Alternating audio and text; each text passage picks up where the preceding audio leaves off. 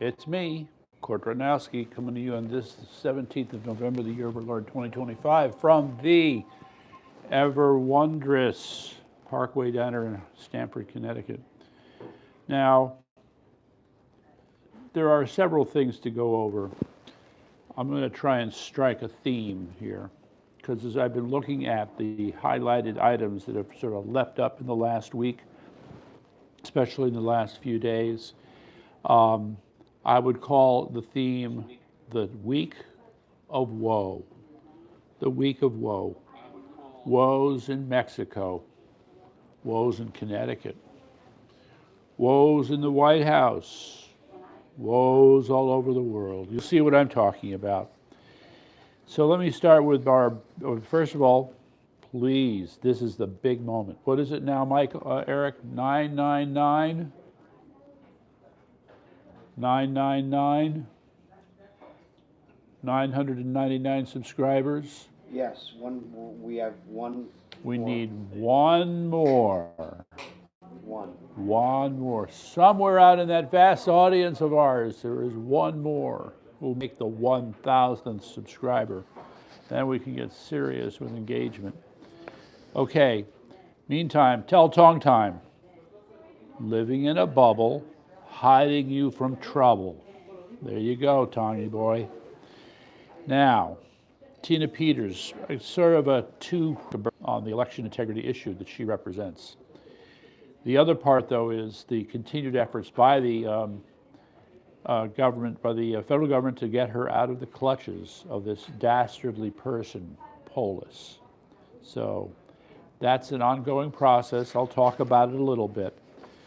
But tonight's theme, the cracked mirror that is Connecticut. And before I dig in, because of the part of the focus is what happened in the election on the 4th, but there's more to it than that. Before I get to that, I want to pick up a couple of things for you from last year this time. So, in the 2024 election, I have a few facts I'd like to share with you. Connecticut had the 5th largest shift to President Trump of all the states in 2024 as compared with 2020, and the 2nd largest among the blue states, which was a shift of 6%. So just that's background information. In addition, there were approximately 100,000 fewer Democrats that voted in 2024. I can't speak to 2025 just quite yet. While there was an increase of 16,000 votes in Connecticut by Republicans. Yet, the GOP lost 4, maybe 5 seats 4 seats in the House, and they lost 1 seat in the state Senate. Fewer Democrats voting, and we lost more seats. Something stinks. So now we're going to fast forward to this year. And what happened? Okay, first of all, you have to pay attention to the news announcement that came out. You may or may not have noticed.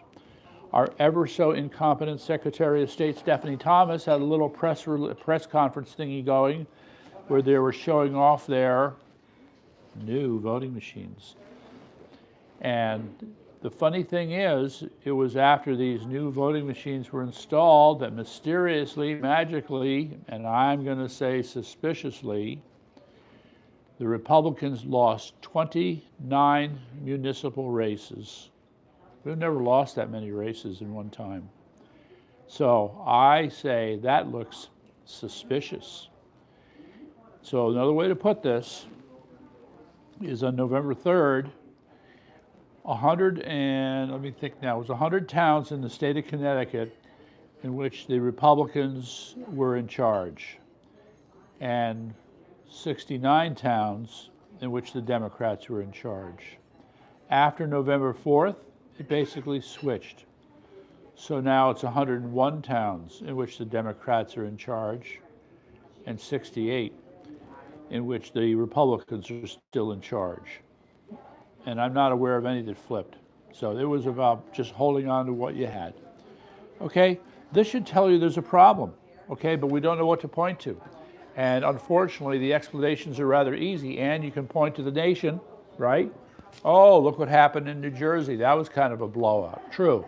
Oh, look what happened in Virginia. Well, it was kind of expected, but we didn't think it was going to be that bad. And how voters could vote for somebody who said, yeah, I want to put bullets in his kids' heads.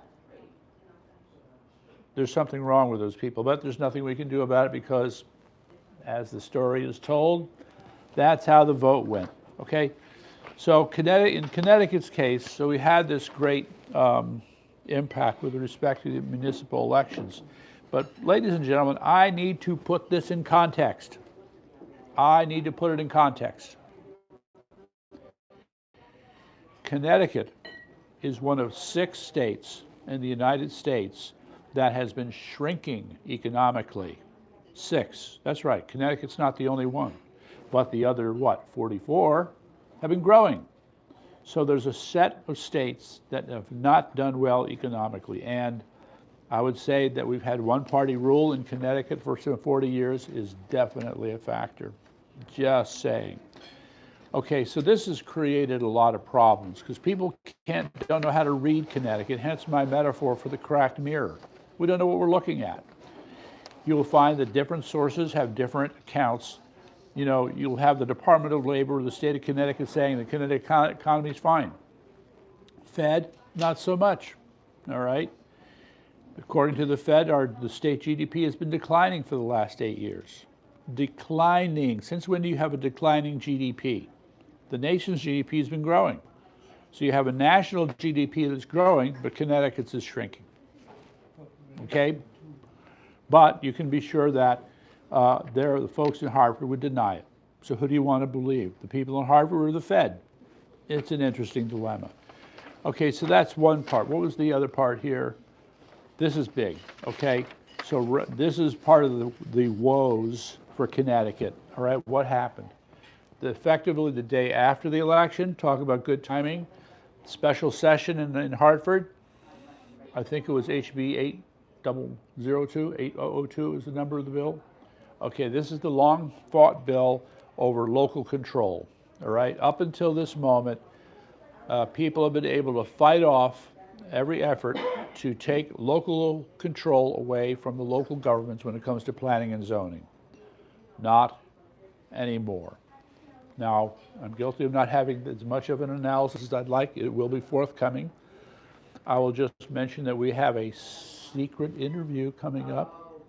I wish I could tell you who, but if I told you, you'd definitely be tuning in. I know that. And this person has a lot to say on the subject. It's a household name, by the way. And if they're subscribed? Oh, yes, and then you'll really be able to get and see it. So you got to subscribe, right? But not only do you have to subscribe, Your friends. all of your friends. Yes, everyone. One away. One. Oh, yes, one away. It's amazing. Okay, so the local control issue, we're not going to feel it for a while, but again, the foolishness of people who are acting like single issue voters in this election are going to see this redound on them in ways they didn't expect. So we'll be getting into that in due time. Okay, I think Tucker Carlson has been on a roll, don't you? First he had the Nick Fuentes interview, and that has been echoing back and forth across the media star chamber like nobody's business. And it's still echoing. Meantime, now he comes out with a 30-minute take on just what went on with Thomas Crooks, who attempted to assassinate President Trump, or so we're told to believe. Okay? Now, I find it very interesting. All right, so I was taking notes, listening to what he had to say, and I'll just boil everything down to one hot issue, the one that maybe a couple people have talked about and forgotten. And it's the same old crap, okay? Thomas Crooks was not alone, okay? There were 2 shooters, not one. Kash Patel will, of course, insist there was only one shooter, and others who are just echoing that will say that. Anybody who listened to the audio tapes of the assassination attempt at Butler, Pennsylvania, July 13th, will know otherwise. It could not be more clear. It could not be more clear. You can hear 2 sets of gunshots. The first set, which has a very sharp ping to it, and the second set of more shots, which is more muffled. Okay, so that's what you hear. Meantime, let's jump to the theory or the conjecture, as the case may be. If you are standing where President Trump was standing, and you could look to the building, the roof, where Crooks was lying, to the left, there's another building that had 2 windows, one of which at the time was open. Okay, so here's the thing.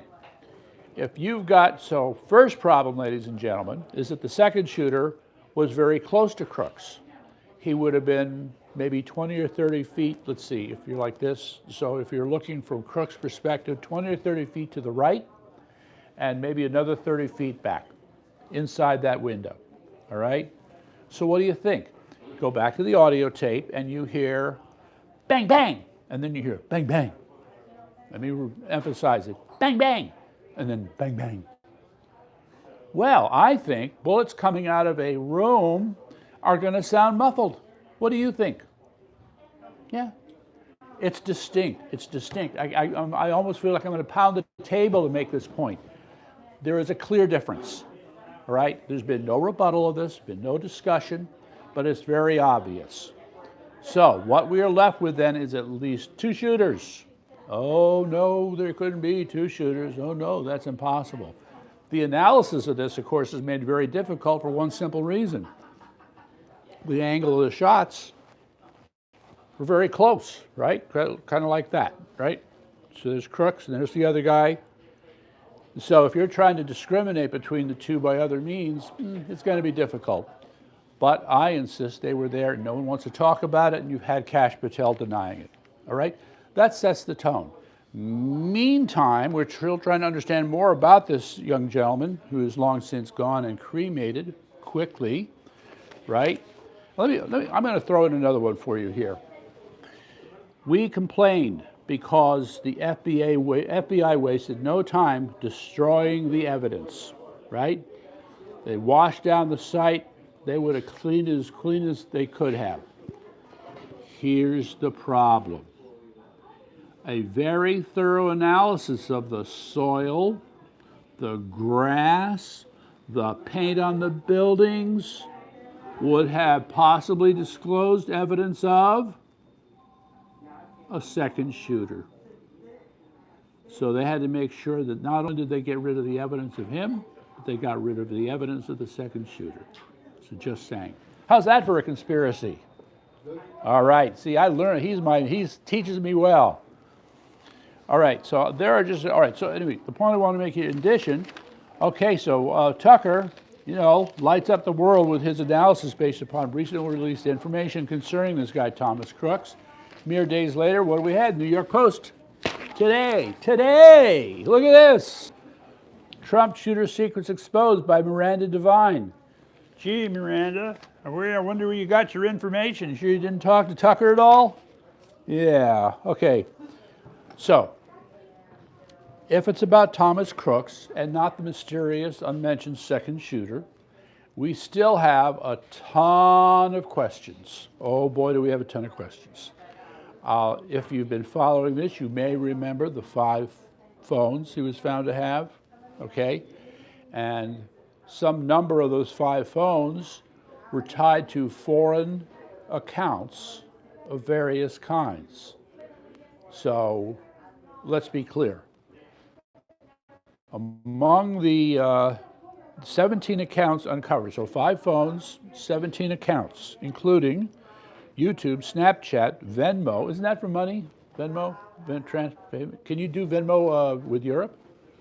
Not sure. Okay, it's a question. Zelle. Maybe you can do Zelle with Europe? I don't know. Okay. GroupMe. Discord, Google Play, Quizlet, chess.com. I can understand that. And Quora. Okay, those are some of them. They don't mention the others. So then in addition, the other important fact, is that he had a lot of activity on YouTube, 737 public accounts under the name Tom Crooks 2178. Visible to other users as Tom Crooks. It was created on January 14, 2019 and suspended on July 14, 2024. What a surprise. Okay, so we have these bits of, the other things that I'm almost certain, I didn't see it here in her article, but Tucker mentioned in his video the name Willie Tepps. You remember Willie Tepps? Okay, so this seemed to be kind of interesting. Did you learn about Willie Tepps? All right, so somewhere in the course of all these comments that Thomas Crooks was putting out on the internet through various social media, someone shows up and starts interacting with him with the social media handle Willie, I think _ Tepps. And people are kind of going, who's Willie Tepps? Well, they couldn't really find a Willie Tepps, but guess what? Oh, wait, before I make the statement, I will remind you that some of those phones were involved in foreign accounts. Did I say foreign accounts? Yes, I did. They found with a Willie Tepps name in association, the name of a group that seems to be related to Antifa. I don't remember the long name of it. Do you remember this? That Tucker had mentioned this? Yeah, so he talked about Willie Tepps. They've put up a page, and then they highlighted in orange. And so this was a European group that seemed to be involved in violent extremist activities. So you have to think, well, let me think. I know this is all a stretch. Forgive me. Willie Tepps, violent European group. Okay. Foreign accounts, including accounts that might handle foreign payments like Venmo and Zelle and maybe others. Okay, there are pieces there that should be explored and see if there are any other connections to them. That's all I want to say about that. The last thing I want to say, but there's so much more. So here's this. What am I going to say with this? All right. There's another part that I have a problem with. He started out being a Trump supporter, and then he turned into a Trump hater. I guess people could do that, but it strikes me as odd. And they talk about how this transformation occurred rapidly. Now, I just want to say, ladies and gentlemen, if it's about brainwashing, if it's about indoctrination, if it's about propagandizing a person, you do not change a person just like that. It doesn't work that way, okay? And I believe, did he come from a conservative family? Thomas Crooks, we're not sure. So I am skeptical about this version of the account, all right? And as far as I'm concerned, all of this, when you add this up, this is like a second layer that's meant to shield and protect the FBI. We could point to this and accuse the FBI of not doing their job, but then we don't look at the other things where the FBI is not doing their job, such as the second shooter. Or doing their job, but not on behalf of the people that they're supposed to be doing the job for. Well, that would be a statement of principle, yes. In practice, they are not doing certain things, obviously. And my other favorite example here, how many here remember the woman sitting behind Trump wearing sunglasses? Does anybody remember the woman? Okay. So, if you watch, did you see that? Okay. Very suspicious. To any casual observer, very suspicious. While the shots are going off and everybody else is ducking, there's this one woman sitting there with the camera trying to take the picture, okay? By itself, that's not so bad. It's what happened before the shots were fired. Because if you watch this woman before the shots are fired, she's looking around as if, get ready, oh, okay. All right? Now, that is a conspiracy theory you can hang your hat on. Yes, okay, it's right there in the video, ladies and gentlemen, unless they've scrubbed it. If you happen to come across it, I don't know which memory hole it went down, but it's there. And that is just one more thing that nobody wants to talk about. Later on, some person believes he was able to do facial recognition and said that this person was an assistant director of the FBI who's sitting behind Trump attempting to take the video. I don't know. I get suspicious. Okay, so thank you, Tucker Carlson, and thank you, Miranda Devine, for keeping this in the public mind. This must be there must be continued research. You can't ignore it. All right, so I want to drop that for now, and I'm going to move to another even more unpleasant topic. All right, I vaguely remember this. Who remembers France, November 13th, 2015? Anybody? No takers? So that would have been the Muslim massacre of French civilians, okay? There was some number of armed Muslims who killed 90 civilians in France. It was a day of extreme violence. It was more than just them being killed. So this is from another great article from the American Thinkers by Lars Mueller. It tells a very simple tale.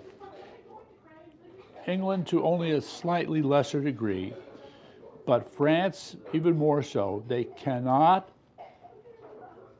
face the fact that there are Muslims who hate them, want to kill them if they won't convert to Islam, okay? We've been told time and time again, this is in the Quran. Now, I will admit, I have never read it myself, but I'm still waiting for a rebuttal.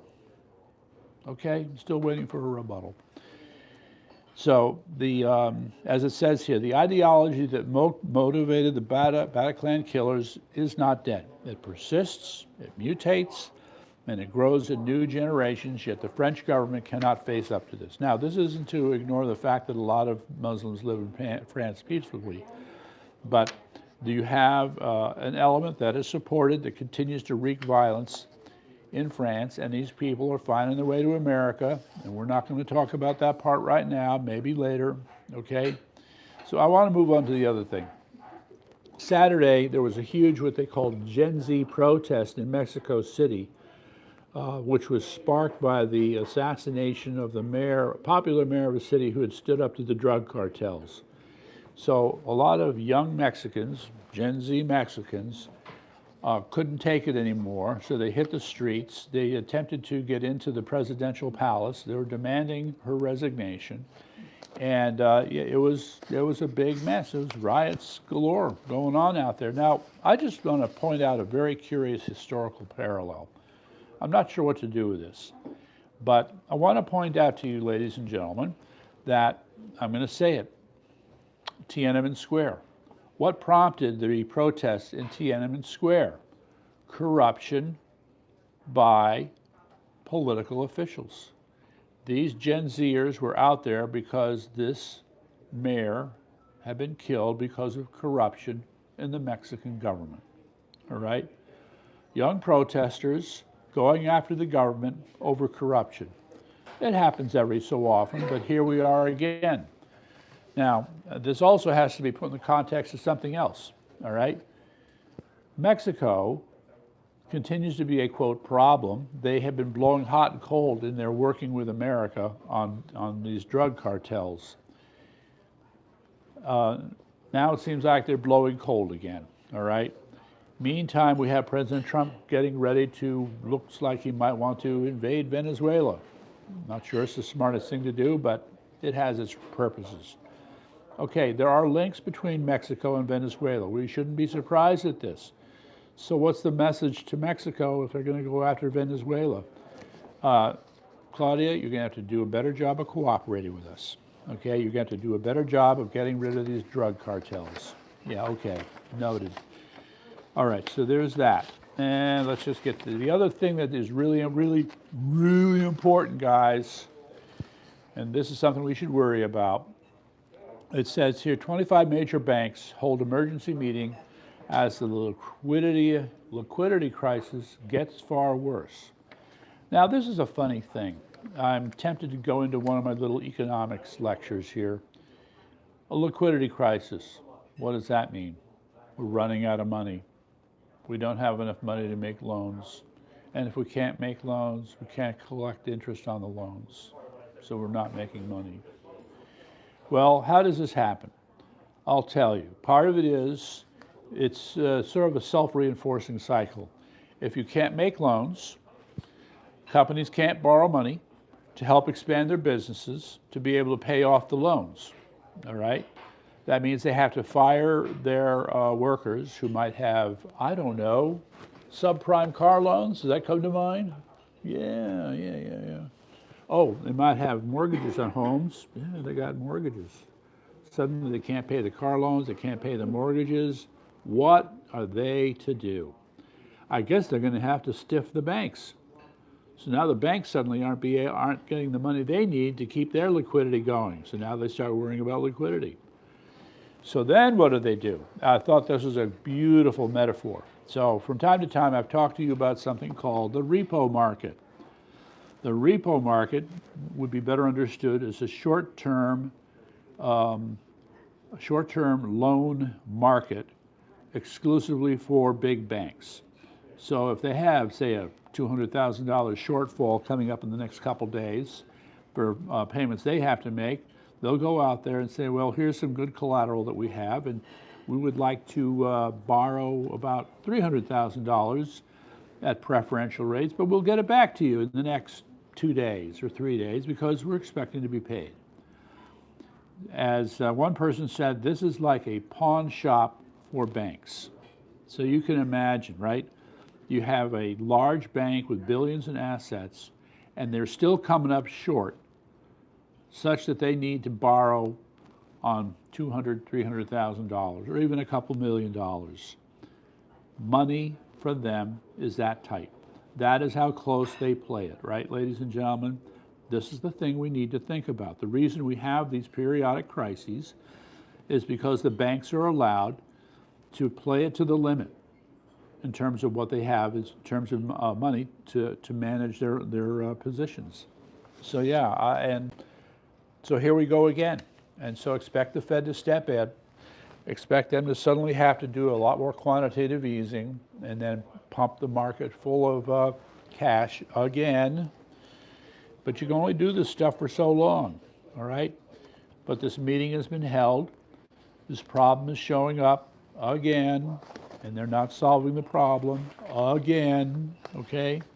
Now, speaking of desperation, Tesla sales are cratering. Does anybody know that? No? You didn't know that. Yeah. So the thing that's funny is this Tesla stock is more or less holding up generally. And Tesla has a lot of other projects in development, but the reality is that their car sales are going down, baby. They're going down. So the link is up. Go check it out. We got this, and we've got the accompanying article by these reviewers who had a Model Y Tesla for 2 years, and as they say, they hated every minute of it. The suspension sucks. The way it drives sucks. Charging it sucks. They just did not like it. All right, so if they didn't like it, and Tesla sales are cratering, and if, as it turns out, 25% of all purchasers of electric vehicles go back to gas-powered cars, never to return, what does that tell you? Okay, Tesla's got a problem, and they're just, it's like a, what do you call that? A rear guard action, like the military. They're in retreat, okay? But they're only going to get so far. All right, so I want to quickly throw in a couple other things and then call it a night. Call it a night. Okay, here's the thing. China continues to surprise us, right? Who knew that they would have spying devices, surveillance devices on the top of cranes in the ports to monitor what goes on there? What? Okay, now we got another one. Those cute little toys you're buying for your children from China, they have biometric data collection devices inside them. They're spying on your children and you in turn. We thought we had this solved with TikTok, not even close. So be aware, stop buying stuff from China. Just stop. You got to go find something else. If you have to make your own toy, make your own toy. Why do you want to buy something where they're surveilling you? It's stupid. Okay, meantime, to the credit of the Trump administration, they continue to work on getting Tina Peters out of prison. Can't say having a lot of luck yet, but it looks like they're on the case. So we did mention this a couple weeks ago. It's still an ongoing thing where they are working to get her transferred from a state prison to a federal prison. And as soon as there's a development, I'm going to let you know.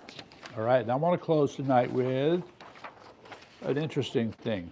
Technically, even, see, this is interesting. All right, I want to talk about vitamin E. Okay, first of all, vitamin E is really 8 vitamins, okay?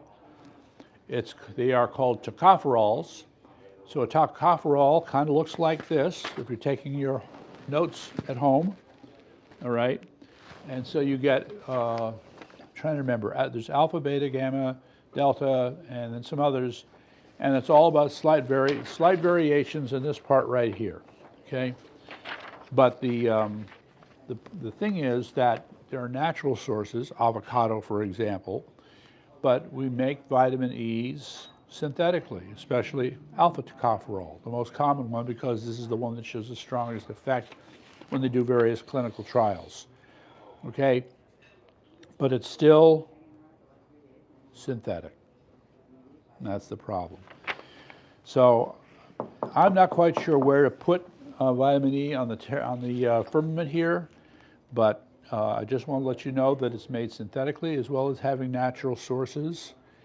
And I'm going to say the link is there. Read up on it. And on that happy note, I'll see you next week.